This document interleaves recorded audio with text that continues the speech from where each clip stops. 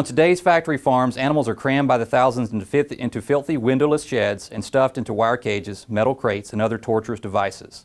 These animals will never raise their families, root around the soil, build nests, or do anything that is natural and important to them. Most won't even feel the warmth of the sun on their backs or breathe fresh air until the day they're loaded onto trucks headed for slaughterhouses. This quote comes from the People for the Ethical Treatment of Animals. And as we consider ag policy, I think it's important to keep in mind that individuals with this mindset are out there.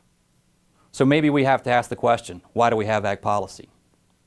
When you think about it, less than 2% of the labor force is directly involved in agriculture. Less than 6% of the U.S. gross domestic product stems from agriculture.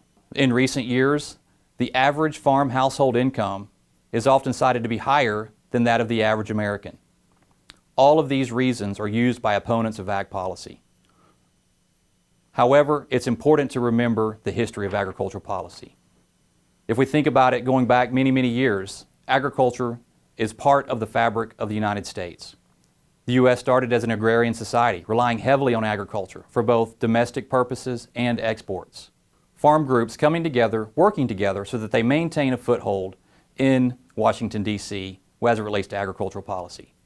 Oftentimes we think about ag policy and go directly to the Farm Bill, and no doubt it is the large piece of legislation that is related to agriculture. But it doesn't really stop there. We can think about food safety and how it was an issue at the turn of the 18th century, and therefore policies were enacted to maintain some level of safe food for the American citizens. That's ag policy. We can think about rural America, broadband, infrastructure in rural America. That's ag policy. We can think about immigration. Yes, that's a hot topic of late. Guess what? That's ag policy. Taxes, tariffs, imports, exports, a lot of this can be viewed through the ag policy lens. It has spillovers into other aspects of the U.S. economy, but it also is involved with agriculture.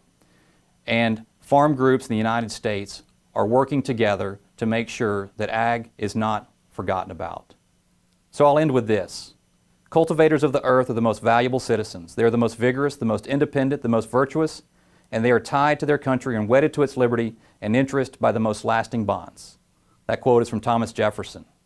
So I think it's important to not forget that agriculture is still part of the fabric of the United States.